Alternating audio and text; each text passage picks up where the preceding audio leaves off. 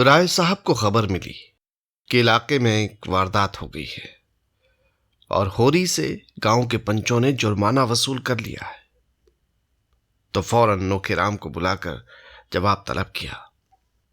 क्यों उन्हें इसकी इत्तला नहीं दी गई? ऐसे नमक हराम और दगाबाज आदमी के लिए उनके दरबार में जगह नहीं है। नोखेराम ने इतनी गालियां खाई तो जरा गर्म होकर बोले, मैं अकेला थोड़ा ही था, गांव के और पंच भी तो थे, मैं अकेला क्या कर लेता। राय साहब ने उसकी तोंद की तरफ भाले जैसी नुकीली दृष्टि से देखा। मत बको जी, तुम्हें उसी वक्त करना चाहिए था जब तक सरकार को इत्तला न हो जाए। मैं पंचों को जुर्माना न वसूल करने दूंगा। पंचों को मेरे और मेरी रियाया के बीच में दखल देने का क्या हक है? इस डांड बांध के सिवा इलाके में और कौन सी आमदनी है?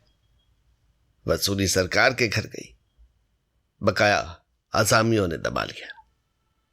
हाँ, तब मैं कहां जाऊं? क्या खाऊं? तुम्हारा सिर? ये लाखों रुपए का खर्च कहां से आए? खेद है कि 2 पुश्तों से कारिंदगिरी करने पर भी मुझे आज तुम्हें ये बात बतलानी पड़ रही है। कितने रुपए वसूल हुए थे होरी से? नोखेराम ने सिर पिटाकर कहा, जी 80 रुपये। नकद? नकद उसके पास कहाँ थे हुजूर। कुछ अनाज दिया, बाकी मैं अपना घर लिख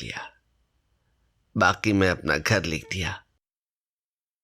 राय साहब ने स्वार्थ का पक्ष छोड़कर होरी का पक्ष लिया। अच्छा, तो आपने और बगुला भगत पंचों ने मिलकर मेरे एक मातबर आसामी को तबाह कर दिया। मैं पूछता हूं, तुम लोगों को क्या हक था कि मेरे इलाके में मुझे इत्तला दिए बगैर मेरे आसामी से जुर्माना वसूल करते? इसी बात पर अगर मैं चाहूं तो आपको, उस जालिया पटवारी और उस धूर्त पंडित को 7-7 साल के लिए जेल भिजवा सकता हूं। आपने समझ लिया कि आप इलाके के बादशाह हैं। मैं कह देता हूं, आज शाम तक जुर्माने की पूरी रकम मेरे पास पहुंच जाए, वरना बहुत बुरा होगा। मैं एक एक को चक्की पिसवा कर छोड़ूंगा। चाहिए?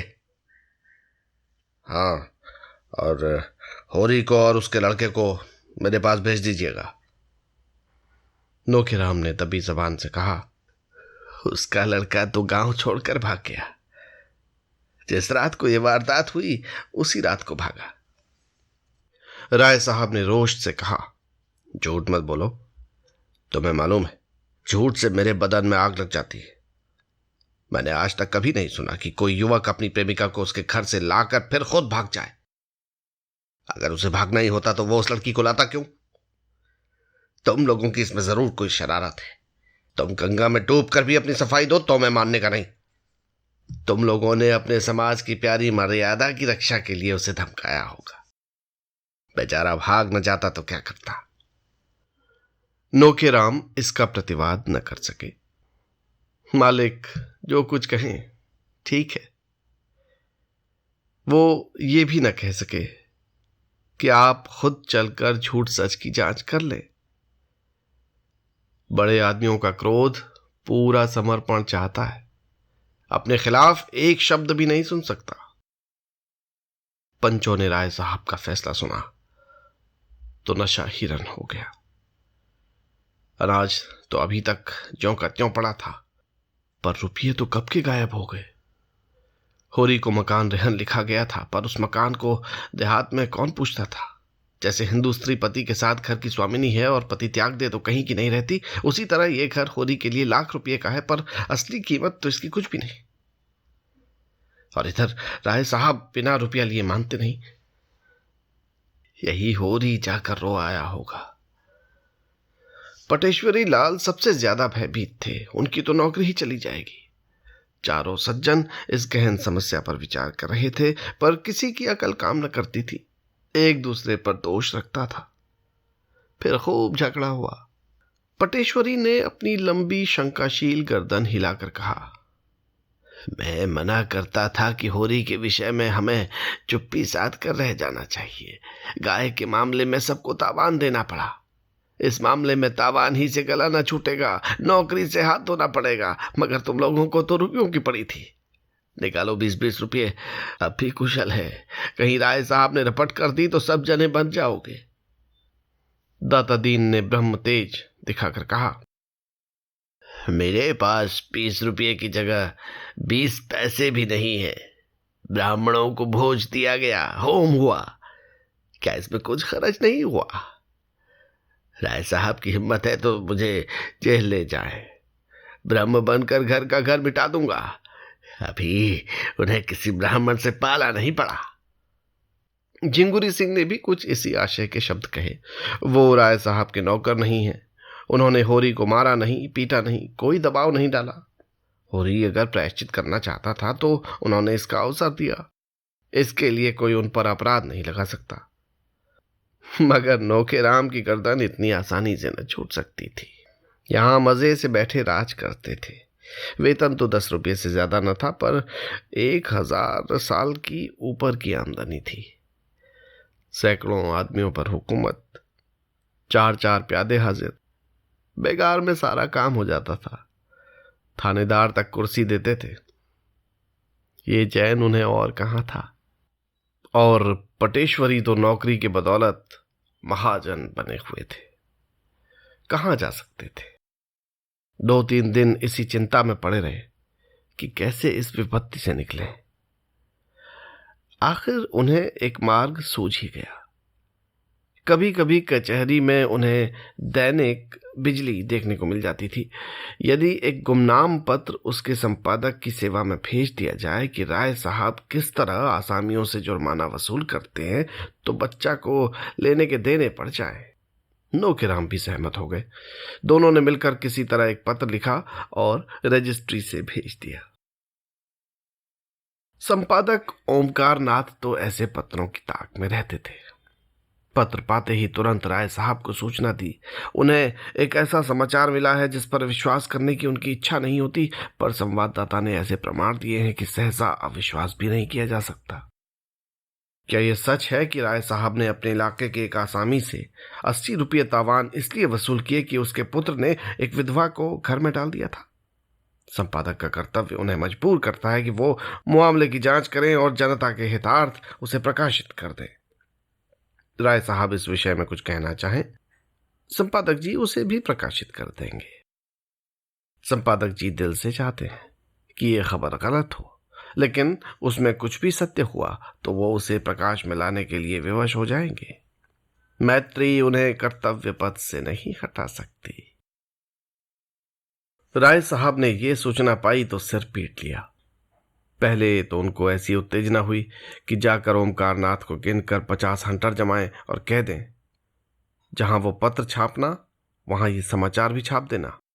लेकिन इसका परिणाम सोचकर मन को शांत किया और तुरंत उनसे मिलने चले। अगर देर की और ओमकार नाथ ने वो संवाद छाप दिया तो उनके सारे यश में कालिमा पुत जाएगी। ओमकार नाथ सैर करके लौटे थे और आज के पत्र के लिए संपादकीय लेख लिखने की चिंता में बैठे हुए थे, पर मन पक्षी की भांति उड़ा उड़ा फिरता था। उनकी धर्मपत्नी ने उन्हें रात कुछ ऐसी बातें कह डाली थीं जो अभी तक कांटों की तरह चुभ रही थी। उन्हें कोई दरिद्र कह ले, अभागा कह ले, बुद्धू कह ले, वो जरा भी बुरा न मानते थे, लेकिन ये कहना कि उनमें पुरुषत्व नहीं है, ये उनके लिए असहाय था।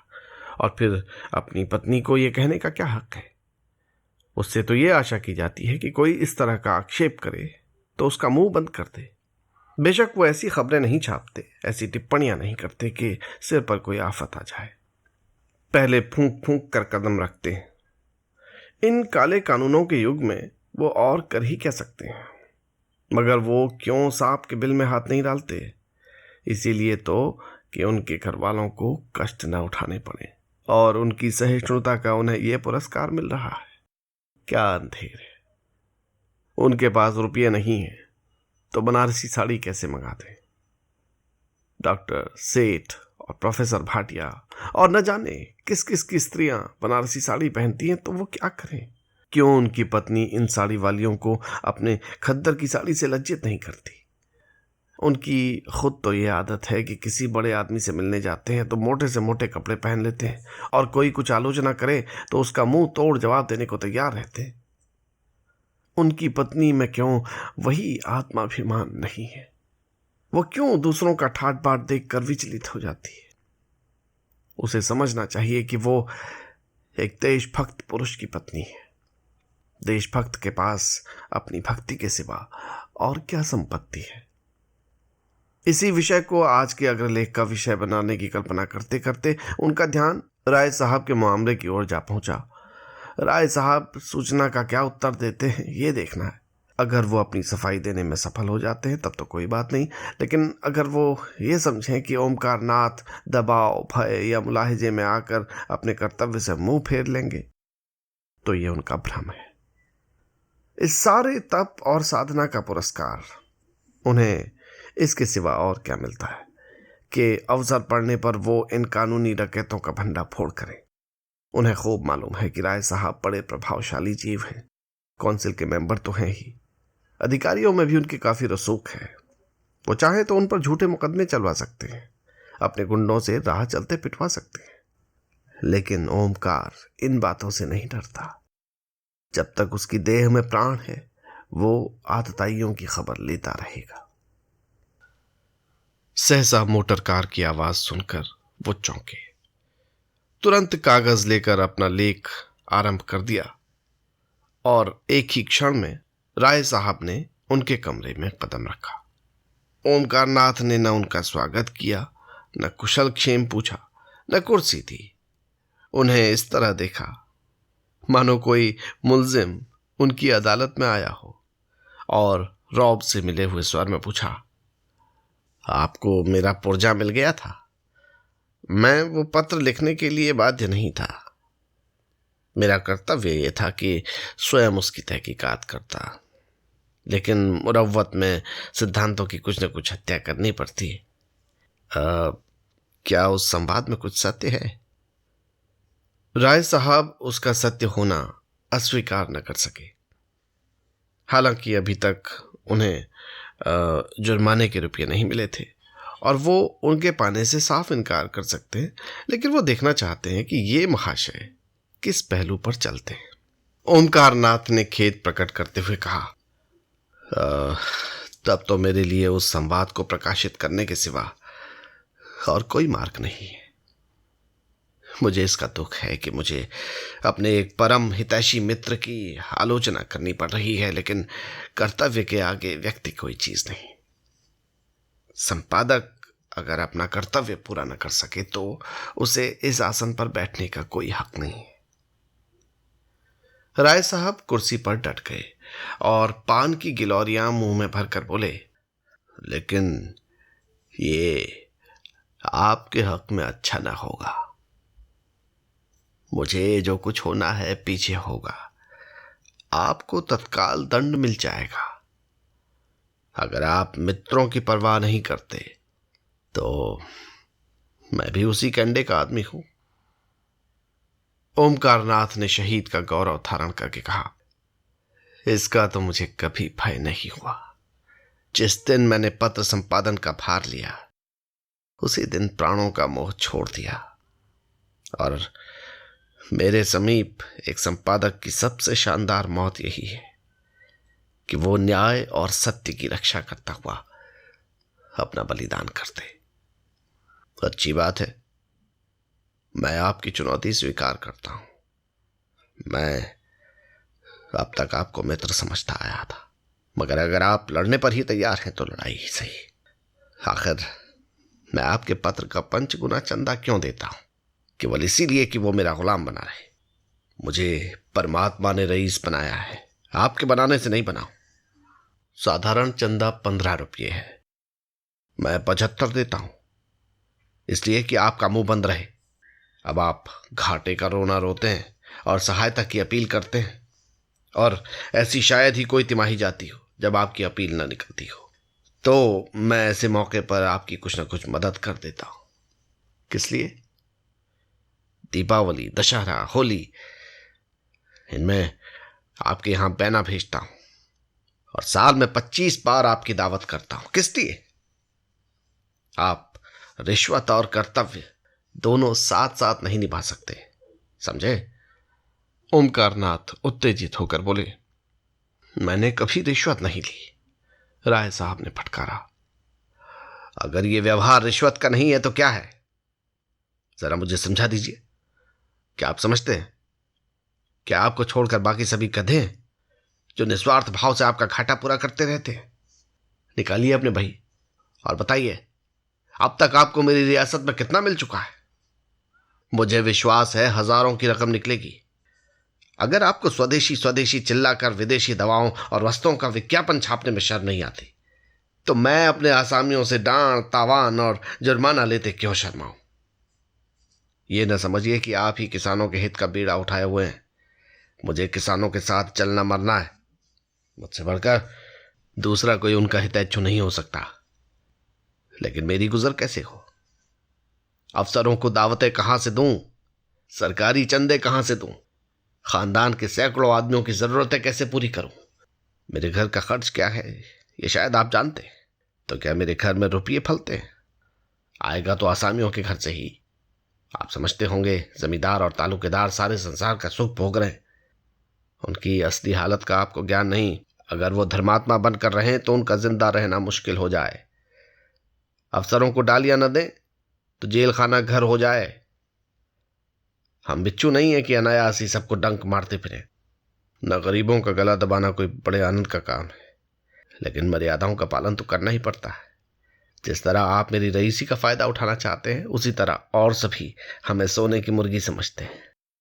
आइए मेरे बंगले पर तो दिखाऊं, सुबह से शाम तक कितने निशाने मुझ पर पड़ते हैं।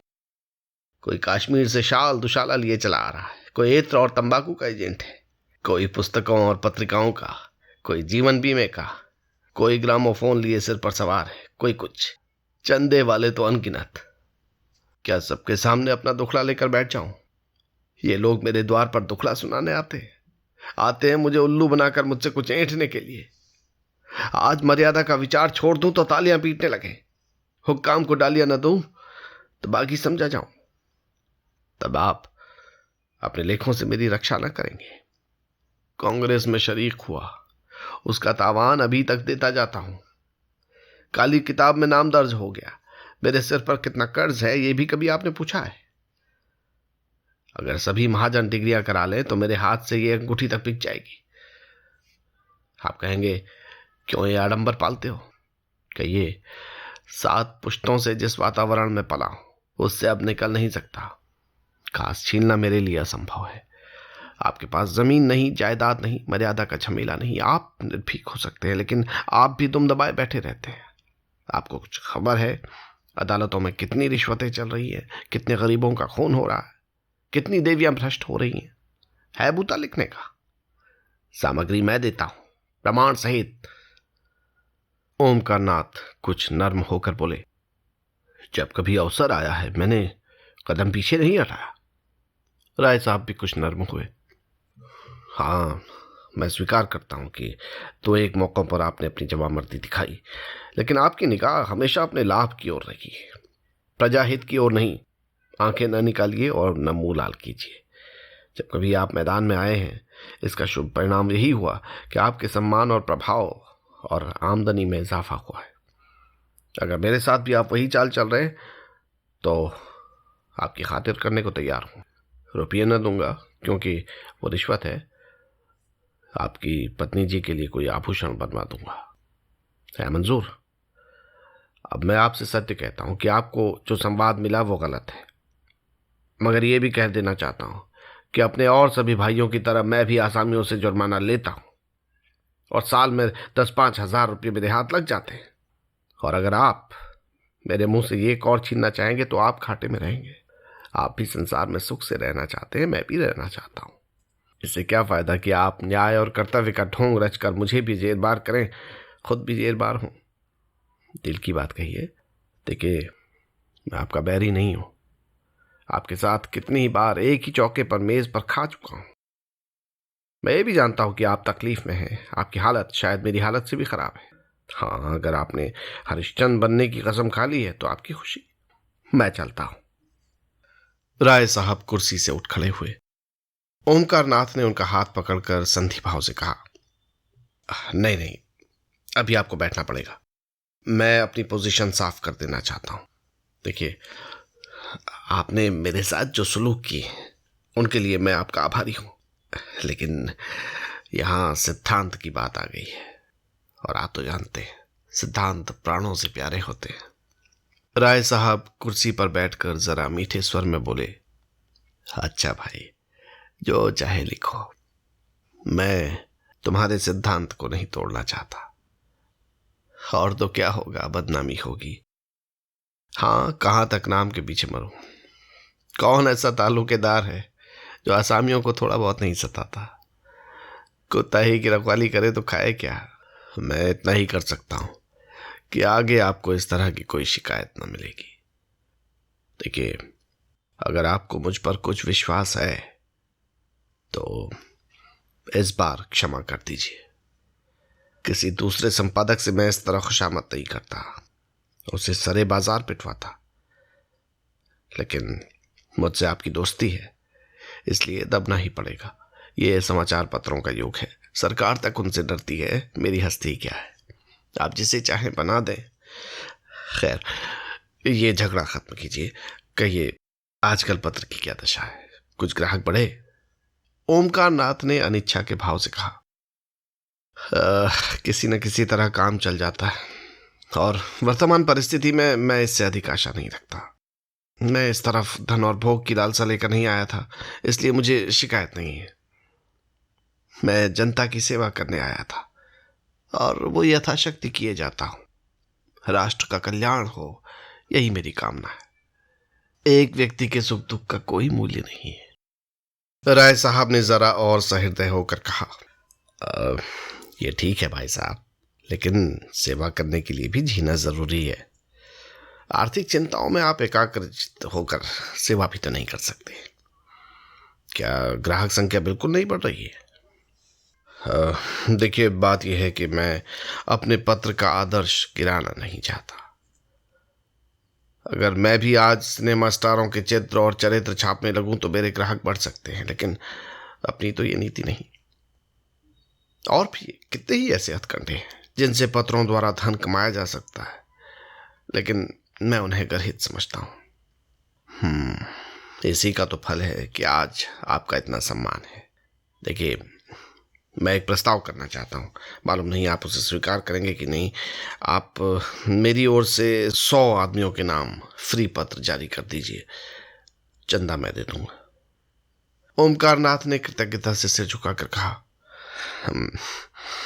मैं धन्यवाद के साथ आपका दान स्वीकारता हूं। खेद यही है कि पत्रों की ओर से जनता कितनी उदासीन है। स्कूल और कॉलेजों और मंदिरों के लिए भी धन की कमी नहीं है, पर आज तक एक भी ऐसा दानी नहीं निकला जो पत्रों के प्रचार के लिए दान देता। हालांकि जन शिक्षा का उद्देश्य जितने कम खर्च में पत्रों से पूरा हो सकता है, और किसी तरह नहीं हो सकता। जैसे शिक्षालयों को संस्थाओं द्वारा सहायता मिला करती है, ऐसे ही अगर पत्रकारों को मिलने लगे तो इन बेचारों को अपना जितना समय और स्थान विज्ञापनों की भेंट करना पड़ता है, वो क्यों करना पड़े। मैं आपका अनुग्रहित हूं। राय साहब विदा हो गए। ओमकार नाथ के मुख पर प्रसन्नता की झलक न थी। राय साहब ने किसी तरह की शर्त न की थी, कोई बंधन न लगाया था, पर ओमकार नाथ आज इतनी करारी फटकार पाकर भी इस दान को अस्वीकार न कर सके। परिस्थिति ऐसी आ पड़ी थी कि उन्हें उबरने का कोई उपाय ही न सूझ रहा था। प्रेस के कर्मचारियों का 3 महीने का वेतन बाकी पड़ा हुआ था। कागज वाले के 1000 रुपये से ऊपर आ रहे थे। यही क्या कम था कि उन्हें हाथ नहीं फैलाना पड़ा। उनकी स्त्री गोमती ने आकर विद्रोह के स्वर में कहा, क्या अभी भोजन का समय नहीं आया? या ये भी कोई नियम है कि जब तक 1 न बज जाए जगह से ना उठो? कब तक कोई चूल्हा गौरता रहे? ओमकार नाथ ने दुखी आंखों से पत्नी की ओर देखा। गोमती का विद्रोह उड़ गया। वो उनकी कठिनाइयों को समझती थी। दूसरी महिलाओं के वस्त्राभूषण देखकर कभी कभी उसके मन में विद्रोह के भाव जग उठते थे और वो पति को दो चार जली कटी सुना जाती थी, पर वास्तव में ये क्रोध उनके प्रति नहीं, अपने दुर्भाग्य के प्रति था। और इसकी थोड़ी सी आंच अनायास ही ओंकारनाथ तक पहुंच जाती थी। वो उनका तपस्वी जीवन देखकर मन में कुढ़ती थी और उनसे सहानुभूति भी रखती थी। बस उन्हें थोड़ा सा सन की समझती थी। उनका उदास मुंह देखकर पूछा, क्यों उदास हो? पेट में कुछ गड़बड़ है क्या? ओमकारनाथ को मुस्कुराना पड़ा। कौन उदास? मैं? मुझे तो आज जितनी खुशी है उतनी अपने विवाह के दिन भी न हुई थी। आज सवेरे 1500 की बोनी हुई। किसी भाग्यवान का मुंह देखा था। गोमती को विश्वास न आया। बोली, झूठे हो तुम। तुम्हें 1500 कहां से मिल जाते? 15 रुपये कहो तो मैं मान लूंगी। नहीं नहीं, तुम्हारे सर की कसम, 1500 हमारे। अभी राय साहब आए थे, 100 ग्राहकों का चंदा अपनी तरफ से देने का वचन दे गए हैं। गोमती का चेहरा उतर गया। तो मिल चुके? नहीं, पर राय साहब वादे के पक्के हैं। मैंने किसी तालुकेदार को वादे का पक्का देखा ही नहीं। दादा एक तालुकेदार के नौकर थे, साल साल भर तलब नहीं मिलती थी। उसे छोड़कर दूसरे की नौकरी की। उसने 2 साल तक एक पाई न दी। एक बार दादा गर्म पड़े तो मार कर भगा दिया। इनके वादों का कोई करार नहीं। अच्छा, मैं आज ही बिल भेजता हूं। भेजा करो, कह देंगे कल आना। कल अपने इलाके में चले जाएंगे, 3 महीने में लौटेंगे। ओमकारनाथ संशय में पड़ गए। ठीक तो है, कहीं राय साहब पीछे से मुकर गए तो वो क्या कर लेंगे? फिर भी दिल मजबूत करके कहा, नहीं, ऐसा नहीं हो सकता। कम से कम राय साहब को मैं इतना धोखेबाज नहीं समझता। मेरा उनके यहां कुछ बाकी नहीं है। गोमती ने उसी संदेह के भाव से कहा, इसी से तो मैं तुम्हें बुद्धू कहती हूं। जरा किसी ने सहानुभूति दिखाई और तुम फूल उठे। मोटे रईस हैं, इनके पेट में ऐसे कितने वादे हजम हो सकते हैं?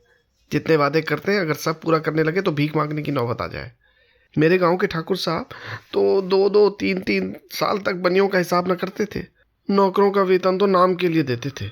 साल भर काम लिया, जब नौकर ने वेतन मांगा, मार कर निकाल दिया। कई बार इसी नांदीहरी में स्कूल से उनके लड़कों के नाम कट गए। आखिर उन्होंने लड़कों को घर बुला लिया। एक बार रेल का टिकट भी उधार मांगा था। ये राय साहब भी तो उन्हीं के भाईबंद हैं। चलो भोजन करो और चक्की पीसो। तुम्हारे भाग्य में जो लिखा है, ये समझ लो कि ये बड़े आदमी तुम्हें फटकारते रहें, वही अच्छा है। ये तुम्हें 1 पैसा देंगे तो उसका चौगुना अपने आसामियों से वसूल कर लेंगे। अभी इनके विषय में जो कुछ लिखना चाहते हो लिखते हो, तब तो ठाकुर सुहाती करनी पड़ेगी। पंडित जी भोजन कर रहे थे, पर कौर मुंह में फंसा हुआ जान पड़ता था। आखिर बिना दिल का बोझ हल्का किए भोजन करना कठिन हो गया। बोले, अगर रुपये न दिए तो ऐसी खबर लूंगा कि याद करेंगे। उनकी चोटी मेरे हाथ में है। गांव के लोग झूठी खबर नहीं दे सकते। सच्ची खबर देते तो उनकी जान निकलती है, झूठी खबर क्या देंगे? राय साहब के खिलाफ एक रिपोर्ट मेरे पास आई है। छाप दूं तो बच्चा को घर से निकलना मुश्किल हो जाए। मुझे वो खैरात नहीं दे रहे हैं। बड़े दबसट में पढ़कर इस राह पर आए। पहले धमकियां दिखा रहे थे, जब देखा इससे काम न चलेगा तो ये चारा फेंका। मैंने भी सोचा, एक इनके ठीक हो जाने से तो देश से अन्याय मिटा नहीं जाता, फिर क्यों न इस दान को स्वीकार कर लूं। मैं अपने आदर्श से गिर जरूर गया हूं, लेकिन इतने पर भी राय साहब ने दगा की तो मैं शर्ता पर उतर आऊंगा। जो गरीबों को लूटता है, उसको लूटने के लिए अपनी आत्मा को बहुत समझाना पड़ेगा। गांव में खबर फैल गई कि राय साहब ने पंचों को बुलाकर खूब डांटा और इन लोगों ने जितने रुपये वसूल किए थे वो सब इनके पेट से निकाल लिए। वो तो इन लोगों को जेल भिजवा रहे थे, लेकिन इन लोगों ने हाथ पांव जोड़े, थूक कर चाटा, तब जाके उन्होंने छोड़ा। धनिया का कलेजा शीतल हो गया। गांव में घूम घूम कर पंचों को लज्जित करती फिरती थी। आदमी ना सुने गरीबों की पुकार, भगवान तो सुनते ही हैं। लोगों ने सोचा था इनसे डांट लेकर मजे से फुलौड़ियाँ खाएंगे। भगवान ने ऐसा तमाचा लगाया कि फुलौड़ियाँ इनके मुंह से निकल पड़ी। एक एक के दो दो भरने पड़े। अब चाटो मेरा मकान लेकर। मगर बैलों के बिना खेती कैसे हो। गांव में बुआई शुरू हो गई। कार्तिक के महीने में किसान के बैल मर जाएं तो उसके दोनों हाथ कट जाते हैं। होरी के दोनों हाथ कट गए थे और सब लोगों के खेतों में हल चल रहे थे, बीज डाले जा रहे थे। कहीं कहीं गीत की ताने सुनाई देती थी। होरी के खेत किसी अनाथ अबला के घर की भांति सोने पड़े थे। पुनिया के पास भी गोई थी, शोभा के पास भी गोई थी, मगर उन्हें अपने खेतों की बुआई से कहाँ फुर्सत कि होरी की बुआई करें। होरी दिन भर इधर उधर मारा मारा फिरता था। कहीं इसके खेत में जा बैठता, कहीं उसका बुआई करा देता। इस तरह कुछ अनाज मिल जाता। धनिया, रूपा, सोना सभी दूसरों की बुआई में लगी रहती थी। जब तक बुआई रही पेट की रोटियां मिलती गईं, विशेष कष्ट न हुआ। मानसिक वेदना तो अवश्य होती थी, पर खाने भर को मिल जाता था। रात को नित्य स्त्री पुरुष में थोड़ी सी लड़ाई हो जाती थी। यहां तक कि कार्तिक का महीना बीत गया और गांव में मजदूरी मिलनी भी कठिन हो गई। सारा दारोमदार ऊख पर था जो खेतों पर खड़ी थी। रात का समय था। सर्दी खूब पड़ रही थी। होरी के घर में आज कुछ खाने को न था। दिन को तो थोड़ा सा भुना हुआ मटर मिल गया था, पर इस वक्त चूल्हा जलने का कोई डौल न था और रूपा भूख के मारे व्याकुल थी और द्वार पर कौड़े के समान बैठी रो रही थी। घर में जब अनाज का एक दाना भी नहीं है तो क्या मांगे, क्या कहे। जब भूख न सही गई तो वो आग मांगने के बहाने पुनिया के घर गई। पुनिया बाजरे की रोटियां और बथुए का साग पका रही थी। सुगंध से रूपा के मुंह में पानी भर आया। पुनिया ने पूछा, क्या अभी तेरे घर आग नहीं जली क्या रे? रूपा ने दीनता से कहा, आज तो घर में कुछ था ही नहीं। आग कहां से जलती? तो फिर आग काहे मांगने को आई है? दादा तंबाकू पियेंगे। पुनिया ने उपले की आग उसकी ओर फेंक दी, मगर रूपा ने आग उठाई नहीं और समीप जाकर बोली, तुम्हारी रोटियां महक रही हैं काकी। मुझे बाजरे की रोटियां बहुत अच्छी लगती। पुनिया ने मुस्कुराकर पूछा, खाएगी? अम्मा डांटेंगी। अम्मा से कौन कहने जाएगा। रूपा ने पेट भर रोटियां खाई और जूठे मुंह भागी हुई घर चली गई। होरी मन मारे बैठा था कि पंडित दाता दीन ने जाकर पुकारा। होरी की छाती धड़कने लगी। क्या कोई नई विपत्ति आने वाली है? आकर उनके चरण छुए और कौड़े के सामने उनके लिए माची रख दी। दाता दीन ने बैठते हुए अनुग्रह भाव से कहा, अब की तो तुम्हारे खेत परती पड़ गए होरी। तुमने गांव में किसी से कुछ कहा नहीं। भोला की मजाल थी कि तुम्हारे द्वार से बैल खोल ले जाता, यही लाश गिर जाती। मैं तुमसे जनेऊ हाथ में लेकर कहता हूं होरी, मैंने तुम्हारे ऊपर डांट न लगाया था। धनिया मुझे नाहक बदनाम करती फिरती है। ये सब लाला पटेश्वरी और झिंगुरी सिंह की कारस्तानी है। मैं तो इन लोगों के कहने से पंचायत में बैठ भर गया था। वो लोग तो और कड़ा दंड लगा रहे थे, मैंने कह सुन के कम कराया, मगर अब सब जने सिर पर हाथ धरे रो रहे हैं। समझे थे यहां उनका राज है, ये न जानते थे कि गांव का राजा कोई और है। तो अब अपने खेतों की बुआई का क्या इंतजाम कर रहे हो? होरी ने करुण कंठ से कहा, क्या बताऊं महाराज, पढ़ती रहेंगे ये तो बड़ा अनर्थ होगा। भगवान की यही इच्छा है तो अपना क्या बस। मेरे देखते तुम्हारे खेत कैसे पड़ती रहेंगे। कल मैं तुम्हारी बुआई करा दूंगा। अभी खेतों में कुछ तरी है, उपज 10 दिन पीछे होगी, इसके सिवा और कोई बात नहीं। हमारा तुम्हारा आधा साझा रहेगा, इसमें न तुम्हें कोई टोटा है न मुझे। मैंने आज बैठे बैठे सोचा तो चित्त बड़ा दुखी हुआ कि जुते जुताए खेत पड़ती रहे जाते। होरी सोच में पड़ गया। चौमासे भर इन खेतों में खाद डाली, जोता, और आज केवल बुआई के लिए आधी फसल देनी पड़ रही है। उस पर एहसान कैसा जता रहे हैं। लेकिन इससे तो अच्छा यही है कि खेत परती पड़ जाए और कुछ न मिलेगा, लगान तो निकल ही आएगा। नहीं, अब की बेबाकी न हुई तो बेदखली आई धरी है। उसने ये प्रस्ताव स्वीकार कर लिया। दाता दीन प्रसन्न होकर बोले, तो चलो अभी बीज तोल दो, जिससे सवेरे का झंझट न रहे। रोटी तो खाली है ना? होरी ने लजाते हुए आज घर में चूल्हा न जलने की कथा कही। दाता दीन ने मीठे उलाहने के भाव से कहा, अरे तुम्हारे घर पे चूल्हा नहीं जला और तुमने मुझसे कहा भी नहीं। हम तुम्हारे वैरी तो नहीं थे। इसी बात पर तुमसे मेरा जी उठता है। अरे भले आदमी, इसमें लाज शर्म की कौन सी बात है? हम सब एक ही तो हैं। तुम शूद्र हुए तो क्या, हम बामन हुए तो क्या, है तो सब एक ही घर के। दिन सबके बराबर नहीं जाते।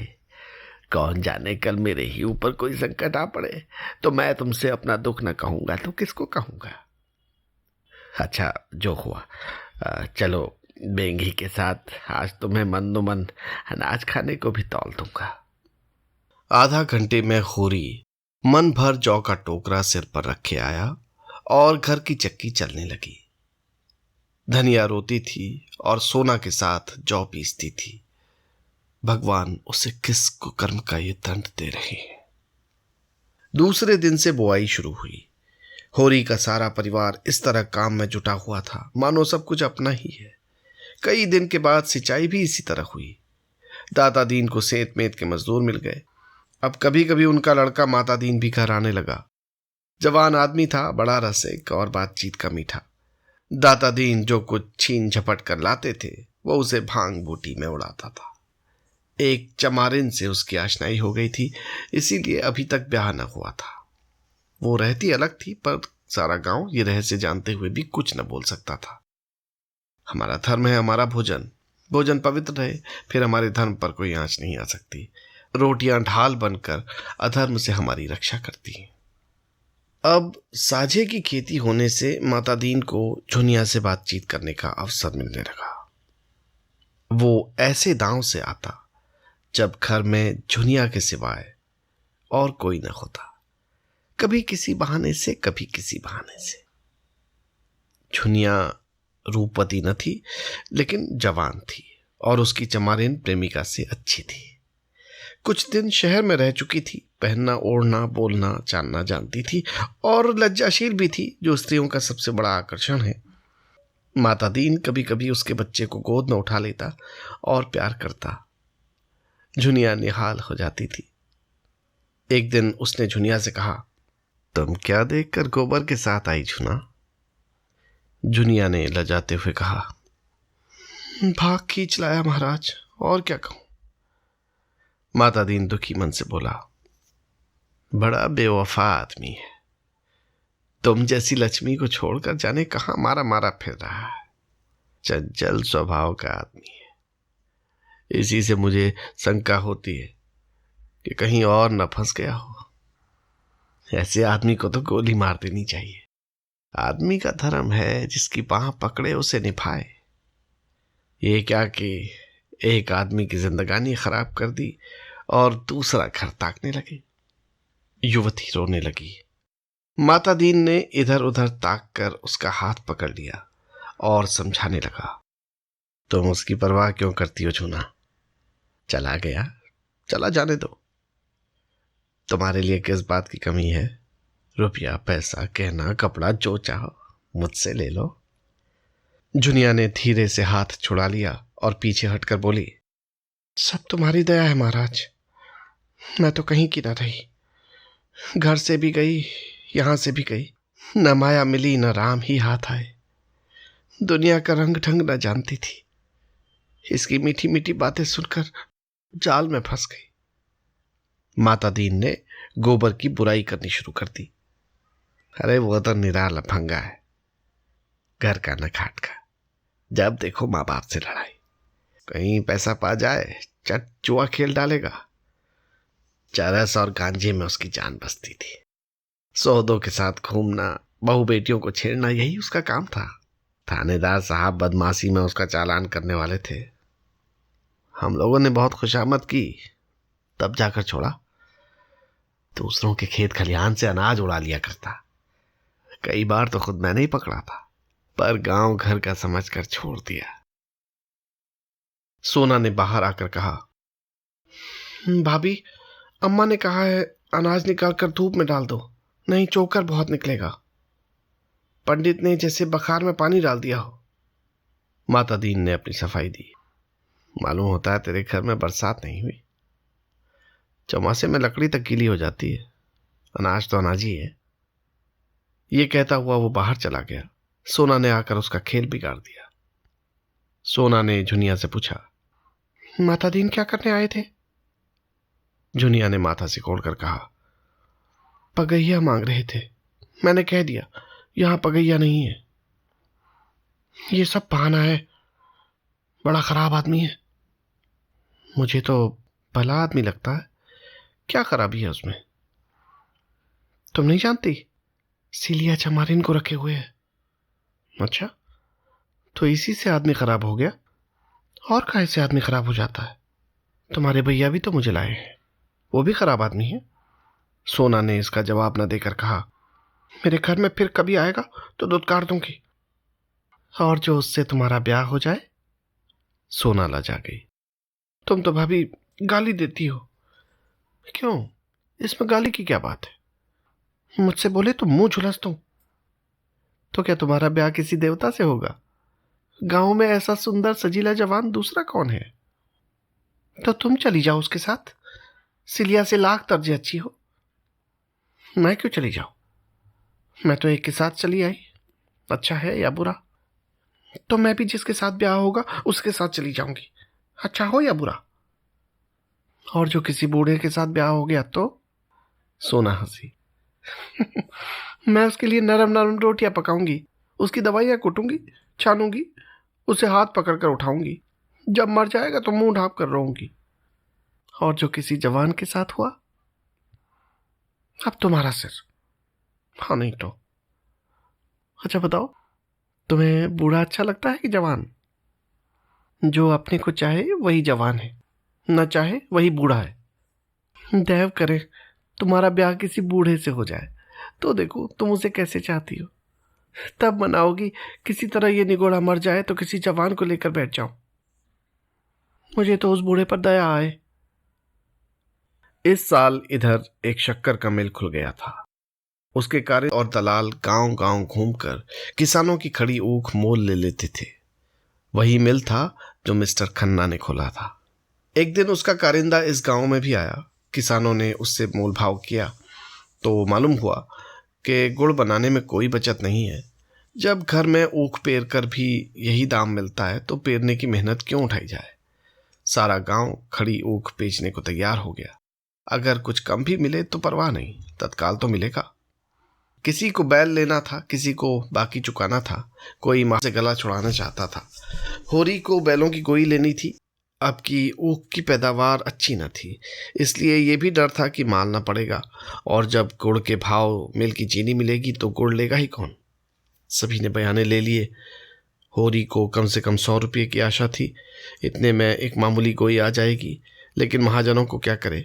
दादा दीन, मंगरू, दुलारी, झिंगुरी सिंह सभी तो प्राण खा रहे थे। अगर महाजनों को देने लगेगा तो 100 रुपये सूद भर को भी ना होंगे। कोई ऐसी जुगत न सोचती थी कि ऊख के रुपये हाथ में आ जाएं और किसी को खबर न हो। जब बैल घर आ जाएंगे तो कोई क्या कर लेगा। गाड़ी लदेगी तो सारा गांव देखेगा ही। तौल पर जो रुपये मिलेंगे वो सबको मालूम हो जाएंगे। संभव है मंगरू और दाता दीन हमारे साथ साथ रहें। इधर रुपये मिले, उधर उन्होंने गर्दन पकड़ी। शाम को गिरधर ने पूछा, तुम्हारी ऊख कब तक आएगी होरी काका? होरी ने झांसा दिया, अभी तो कुछ ठीक नहीं है भाई, तुम कब तक ले जाओगे? गिरधर ने भी झांसा दिया, अभी मेरा भी कुछ ठीक नहीं है काका। और लोग भी इसी तरह की उड़न घाइयां बताते थे। किसी को किसी पर विश्वास न था। झिंगुरी सिंह के सभी ऋणिया थे और सबकी यही इच्छा थी कि झिंगुरी सिंह के हाथ रुपये न पड़ने पाए, नहीं वो सब का सब हजम कर जाएगा। और जब दूसरे दिन आसामी फिर रुपये मांगने जाएगा तो नया कागज, नया नजराना, नई तहरीर। दूसरे दिन शोभा आकर बोला, दादा कोई ऐसा उपाय करो कि झिंकुरी सिंह को हैजा हो जाए, ऐसा गिरे कि फिर ना उठे। होरी ने मुस्कुराकर कहा, क्यों, उसके बाल बच्चे नहीं है? उसके बाल बच्चों को देखें कि अपने बाल बच्चों को देखें, वो तो दो दो मेहरियों को आराम से रखता है। यहाँ तो एक को रूखी रोटी भी मैसर नहीं, सारी जमा ले लेगा, एक पैसा भी घर न लाने देगा। मेरी तो हालत और खराब है भाई, अगर रुपये हाथ से निकल गए तो तबाह हो जाऊंगा, कोई के बिना तो काम ना चलेगा। अभी तो 2-3 दिन ऊख ढोते लगेंगे, जो ही सारी ऊख पहुंच जाए जमादार से कहें कि भैया कुछ ले ले, मगर ऊख झटपट तौल दे, दाम पीछे देना। इधर झिंकुरी सिंह से कहेंगे अभी रुपये नहीं मिले। होरी ने विचार करके कहा, झिंकुरी सिंह हमसे तुमसे कई गुना चतुर है शोभा, जाकर मुनीम से मिलेगा और उसी से रुपये ले लेगा, हम तुम ताकते रह जाएंगे। जिस खन्ना बाबू का मिल है उन्हीं खन्ना बाबू की महाजनी कोठी भी है। दोनों एक ही हैं।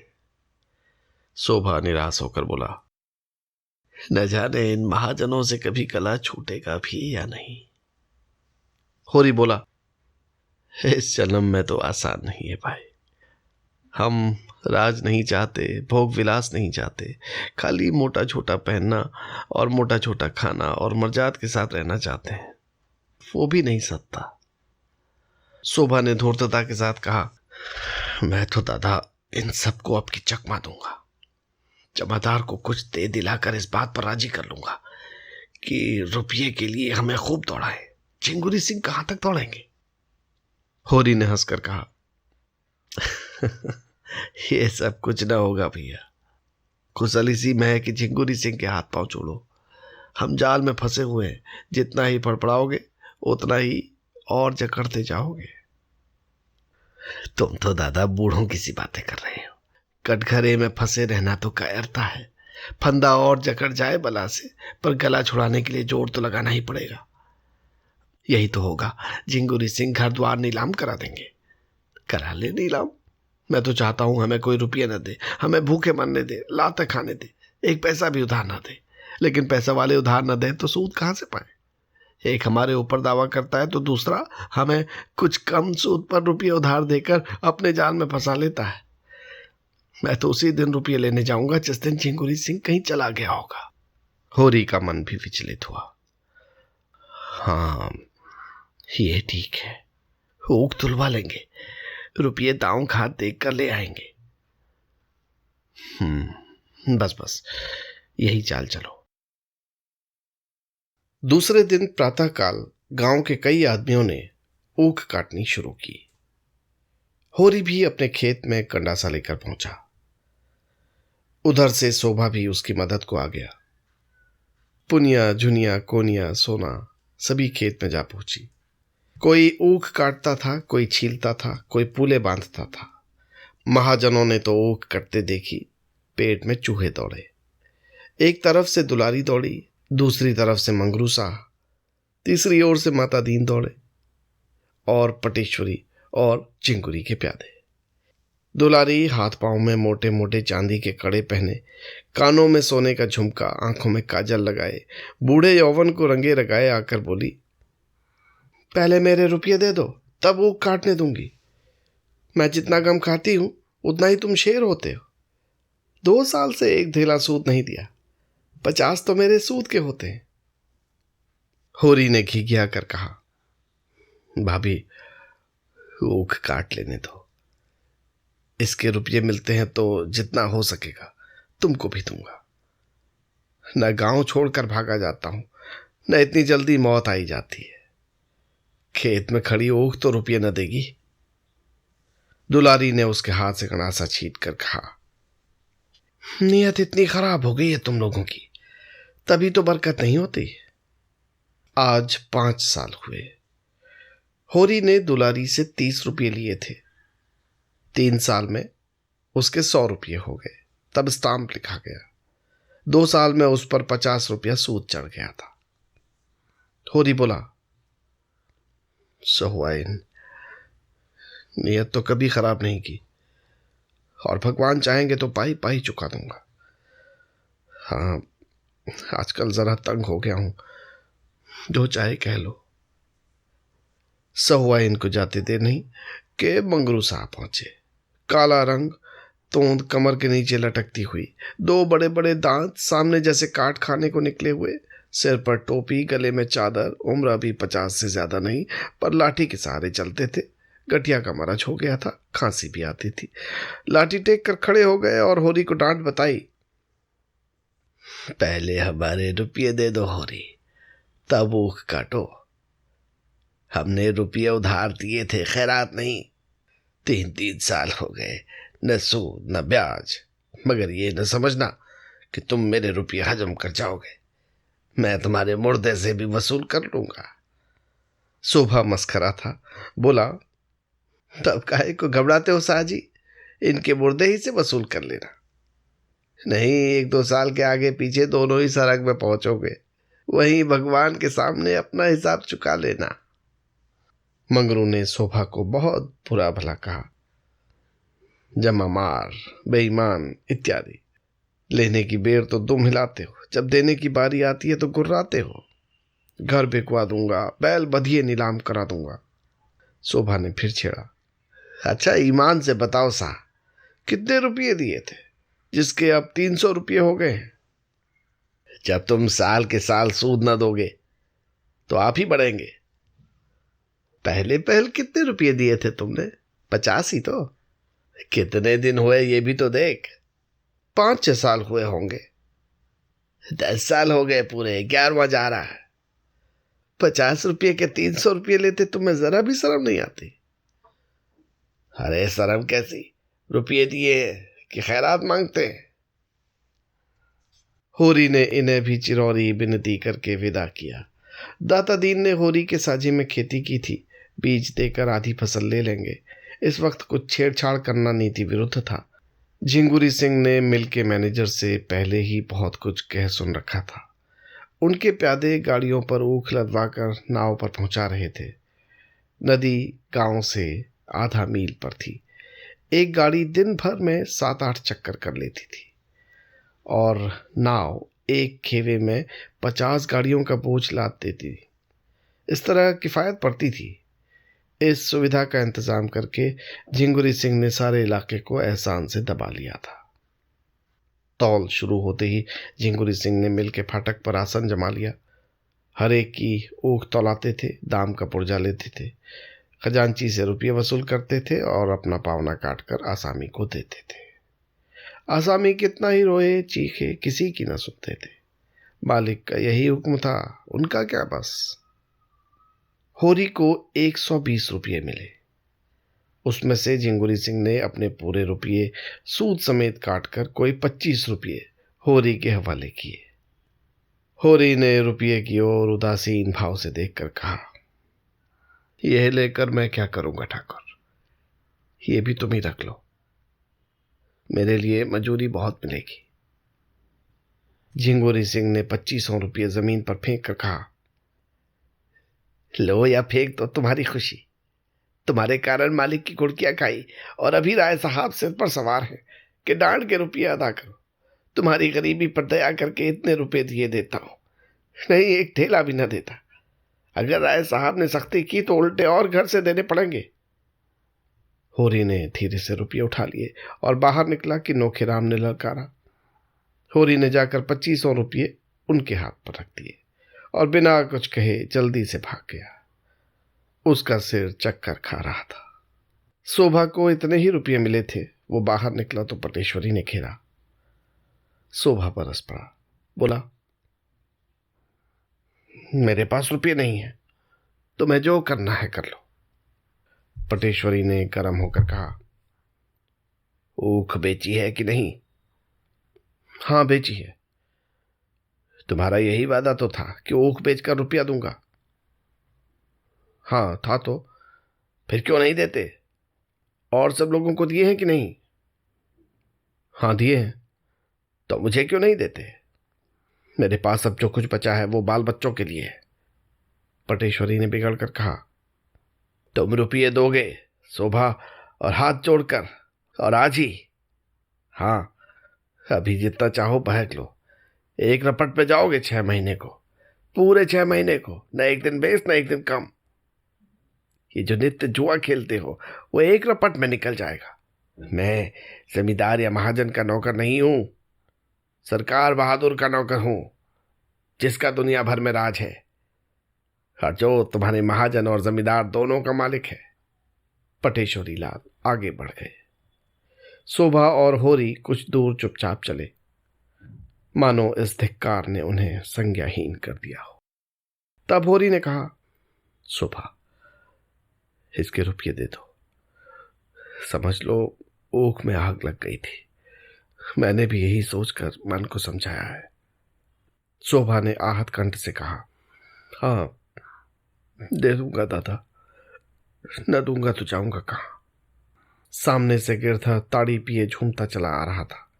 दोनों को देखकर बोला, चिंगुरिया ने सारे का सारा रुपया ले लिया होरी काका, चबेना को भी एक पैसा न छोड़ा। हत्यारा कहीं का, रोया गिड़गिड़ाया, पर इस पापी को दया नहीं आई। शोभा ने कहा, ताड़ी तो पिए हो, उस पर कहते हो एक पैसा भी न छोड़ा। गिरधर ने पेट दिखाकर कहा, साझ हो गई, जो पानी की एक बूंद भी कंठ तले गई हो तो गौमांस के बराबर। एक ही कन्नी मुंह में दबा ली थी, उसकी ताड़ी पी ली। सोचा साल भर पसीना गारा है तो एक दिन ताड़ी तो पी लूं, मगर सच कहता हूं नशा नहीं है। एक आने में क्या नशा होगा। हाँ झूम रहा हूं जिससे लोग समझे खूब पिए हुए हैं। बहुत अच्छा हुआ काका, बाकी हो गई 20 लिए, उसके 160 भरे, कुछ हद है। होरी घर पहुंचा तो रूपा पानी लेकर दौड़ी, सोना चिलम भर कर लाई। धनिया ने चबेना और कुछ नमक लाकर रख दिया और सभी आशा भरी आंखों से उसकी ओर ताकने लगी। जुनिया भी चौखट पर आ खड़ी हुई थी। होरी उदास बैठा था। कैसे हाथ मुंह धोए, कैसे चबेना खाए, ऐसा लज्जित और ग्लानित था मानो हत्या करके आया हो। धनिया ने पूछा, कितने की तौल हुई? 120 मिले, पर सब वहीं लुट गए, थैला भी न बचा। धनिया सिर से पांव तक भस्म हो उठी। मन में ऐसा उद्वेग उठा कि अपना मुंह नोच ले। बोली, तुम जैसा घामड़ आदमी भगवान ने क्यों रचा? कहीं मिलते तो उनसे पूछती। तुम्हारे साथ सारी जिंदगी तलक हो गई। भगवान मौत भी नहीं देते कि जंजाल से जान छूटे। उठाकर सारे रुपये बहनोइयों को दे दिए। अब कौन आमदनी है जिससे कोई आएगी? हाल में क्या मुझे जोतोगे या आप जोतोगे? मैं कहती हूं तुम बूढ़े हुए, तुम्हें इतनी अकल भी नहीं आई कि गोई भर के रुपये तो निकाल लेते। कोई तुम्हारे हाथ से छीन कर थोड़े लेता। पूस की ये ठंड और किसी की देह पर लगता नहीं। ले जाओ, सबको नदी में डुबा दो। सिसक सिसक कर मरने से तो एक दिन मर जाना फिर भी अच्छा है। कब तक पुआल में घुसकर रात काटेंगे? और पुआल में घुस भी ले तो पुआल खाकर तो रहा ना जाएगा। तुम्हारी इच्छा हो घास ही खाओ, हमसे तो घास न खाई जाएगी। ये कहते कहते वो मुस्कुरा उठी। इतनी देर में उसकी समझ में ये बात आने लगी थी कि महाजन जब सिर पर सवार हो जाए और अपने हाथ में रुपये हों और महाजन जानता हो कि इसके पास रुपये हैं तो आसामी कैसे अपनी जान बचा सकता है। होरी सिर नीचा किए अपने भाग्य को रो रहा था। धनिया का मुस्कुराना उसे न दिखाई दिया। बोला, मजूरी तो मिलेगी, मजूरी करके खाएंगे। धनिया ने पूछा, कहाँ है इस गांव में मजूरी? और कौन मुंह लेकर मजूरी करोगे? मैं तो नहीं कहलाते। होरी ने चिलम के कई कश लगाकर कहा, मजूरी करना कोई पाप नहीं। मजूर बन जाए तो किसान हो जाता है, किसान बिगड़ जाए तो मजूर हो जाता है। मजूर करना भाग्य में न होता तो ये सब विपत क्यों आती? क्यों गाय मरती? क्यों लड़का नालायक निकल जाता? धनिया ने बहू और बेटियों की ओर देखते हुए कहा, तुम सबकी सब क्यों घेरे खड़ी हो? जाओ, जाकर अपना अपना काम देखो। वो और हैं जो हाट बाजार से आते हैं तो बाल बच्चों के लिए 2-4 पैसे की कोई चीज लिए आते हैं। यहां तो ये लोभ रहा होगा कि रुपये तोड़ाएं कैसे। एक कम ना हो जाएगा, इसी से इनकी कमाई में बरकत नहीं होती। जो खर्च करते हैं उन्हें मिलता है, जो ना खा सके उन्हें रुपये क्यों मिले, जमीन में गाड़ने के लिए। होरी ने खिलखिला कर कहा, कहाँ है वो गड़ी हुई थाली? जहां रखी है वहीं होगी। रोना तो यही है कि ये जानते हुए भी पैसे के लिए मरते हो। 4 पैसे की कोई चीज लाकर बलों के हाथ पर रख देते तो पानी में न पड़ जाते। चिंगुरी सिंह से तुम कह देते कि 1 रुपया मुझे दे दो। नहीं, मैं तुम्हें 1 पैसा ना दूंगा, जाकर अदालत में लेना। तो वो जरूर दे देता। होरी लज्जित हो गया। अगर वो झल्ला कर 25 रुपये नोखे राम को न दे देता तो नोखे क्या कर लेते। बहुत होता बकाया पर 2-4 आना सूद ले लेते, मगर अब तो चूक हो गई। जुनिया ने भीतर जाकर सोना से कहा, मुझे तो दादा पर बड़ी दया आती है। बेचारे दिन भर के थके मांदे घर आए तो अम्मा कोसने लगी। महाजन गला दबाए था तो क्या करते बेचारे। तो बैल कहां से आएंगे? महाजन अपने रुपये चाहता है, उसे तुम्हारे घर के दुखड़ों से क्या मतलब। अम्मा वहां होती तो महाजन को मजा चखा देती, अभागा रो कर रह जाता। जुनिया ने दिल लगी की, तो यहां रुपयों की कौन कमी है? तो महाजन से जरा हंसकर बोल लो, देखो सारे रुपये छोड़ देता है कि नहीं। सच कहती हूं, दादा का सारा दुख दलिद्र दूर हो जाए। सोना ने दोनों हाथों से उसका मुंह दबाकर कहा, बस चुप ही रहना, मैं कह देती हूं। अभी जाकर अम्मा से माता दीन की सारी कलई खोल दूं तो रोने लगो। जुनिया ने पूछा, क्या कह दोगी अम्मा से? कहने को कोई बात भी तो हो। जब वो किसी बहाने से घर में आ जाते हैं तो क्या कह दूं कि निकल जाओ? फिर मुझसे कुछ ले भी तो नहीं जाते, कुछ अपना ही दे जाते हैं। सिवाय मीठी मीठी बातों के वो दुनिया से कुछ नहीं पा सकते, और अपनी मीठी बातों को महंगे दामों पर बेचना भी मुझे आता है। मैं ऐसी अनाड़ी नहीं हूं कि किसी के झांसे में आ जाऊं। हाँ, जब जान जाऊंगी कि तुम्हारे भैया ने वहां किसी को रख लिया है तब की नहीं चलाती। तब मेरे ऊपर किसी का कोई बंधन न रहेगा। अभी तो मुझे विश्वास है कि वो मेरे हैं और मेरे कारण उन्हें गली गली ठोकर खाना पड़ रहा है। हंसने बोलने की बात न्यारी है, पर मैं उनसे विश्वासघात न करूंगी। जो 1 से 2 का हुआ वो किसी का नहीं रहता है। शोभा ने आकर होरी को पुकारा और पटेश्वरी के रुपये उसके हाथ में रखकर बोला, भैया तुम जाकर ये रुपये लाला लाला को दे दो। मुझे उस घड़ी न जाने क्या हो गया था। होरी रुपये लेकर उठा ही था कि शंख की ध्वनि उसके कानों में आई। गांव के उस सिरे पर ध्यान सिंह नाम के एक ठाकुर रहते थे। पलटन में नौकर थे और कई दिन हुए 10 साल के बाद रजा लेकर आए थे। बगदाद, अदन, सिंगापुर, बर्मा चारों तरफ घूम चुके थे। अब ब्याह करने की धुन में थे, इसलिए पूजा पाठ करके ब्राह्मणों को प्रसन्न रखना चाहते थे। होरी ने कहा, जान पड़ता है 7वां अध्याय पूरे हो गए, आरती हो रही है। शोभा बोला, हाँ जान तो पड़ता है, चलो आरती ले ले। होरी ने चिंतित भाव से कहा, तुम जाओ, मैं थोड़ी देर में आता हूं। ध्यान सिंह जिस दिन आए थे सबके घर सेर सेर भर मिठाई बहना भेजी थी। होरी से जब कभी रास्ते में मिल जाते कुशल पूछते। उनकी कथा में जाकर आरती में कुछ न देना अपमान की बात थी। आरती का थाल उन्हीं के हाथ में होगा, उनके सामने होरी कैसे खाली हाथ आरती ले लेगा। इससे तो कहीं अच्छा है कि वो कथा में जाए ही नहीं। इतने आदमियों में उन्हें क्या याद आएगी कि होरी नहीं आया। कोई रजिस्टर लिए तो बैठा नहीं है कि कौन आया कौन नहीं आया। वो जाकर खाट पर लेट रहा, मगर उसका हृदय मसोस मसोस कर रह जाता था। उसके पास 1 पैसा भी नहीं है, तांबे का 1 पैसा। आरती के पुण्य और महात्म्य का उसे बिल्कुल ध्यान था। बात थी केवल व्यवहार की।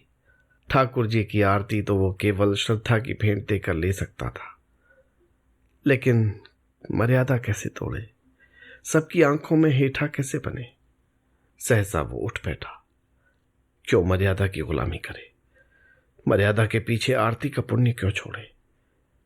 लोग हंसेंगे, हंस लें, उसे परवाह नहीं है। भगवान उसे कुकर्म से बचाए रखे और वो कुछ नहीं चाहता। वो ठाकुर के घर की ओर चल पड़ा।